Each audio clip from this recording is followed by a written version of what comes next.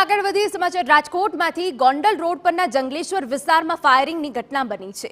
પરેશ બરદા નામના વ્યક્તિ પર અંગત અદાવતમાં ગોળીબાર થયો।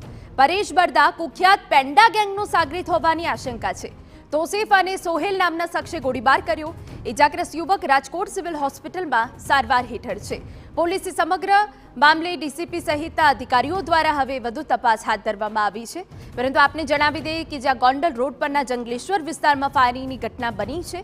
પરેશ બરદા નામના અંગત અદાવતમાં આ વ્યક્તિ ઉપર ગોળીબાર થયો છે। પરેશ બરદા કુખ્યાત પેન્ડા ગેંગનો સાગરીત હોવાની આશંકા છે। તોસીફ અને સોહેલ નામના શખ્સે ગોળીબાર કર્યો છે।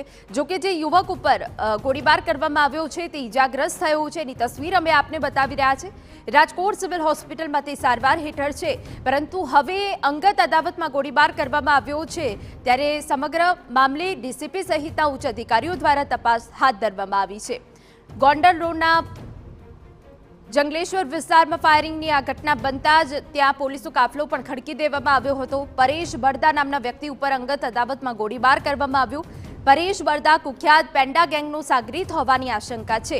ત્યારે અમારા સંવાદદાતા મોહિત ભટ્ટ વધુ વિગતે વાત કરવા જોડાયા છે। મોહિત, શું છે સમગ્ર મામલો? રાજકોટમાં જે ગોંડલ રોડ પર આવેલ પુનિત નગરની આ ઘટના છે। મોડી રાતની ઘટના છે કે જ્યાં જે પરેશ બરદા નામનો એક યુવક છે તેના પર કેટલાક શખ્સો છે તેમના દ્વારા ફાયરિંગ છે તે કરવામાં આવ્યું અને ફાયરિંગના કારણે તેને પગના ભાગે ગંભીર ઈજા છે તે પહોંચી છે। હાલમાં તે સિવિલ હોસ્પિટલમાં સારવાર હેઠળ છે।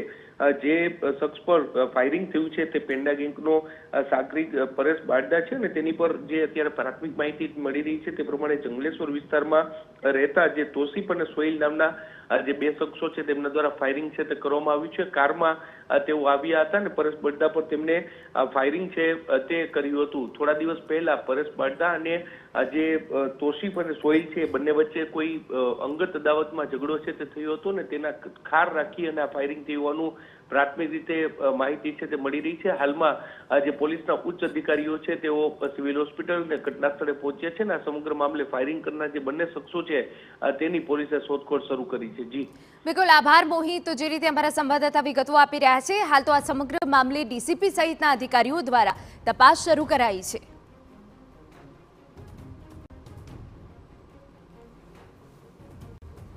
તો પરેશ બરદા નામના વ્યક્તિ પર ફાયરિંગની ઘટના બની છે। આપને જણાવી દઈએ કે જ્યાં પરેશ બરદા પેન્ડા ગેંગનો સાગરીત હોવાની આશંકા છે। આ પહેલા બબાલ થઈ હતી, એ બબાલના રૂપમાં ગોળીબાર કરાયો।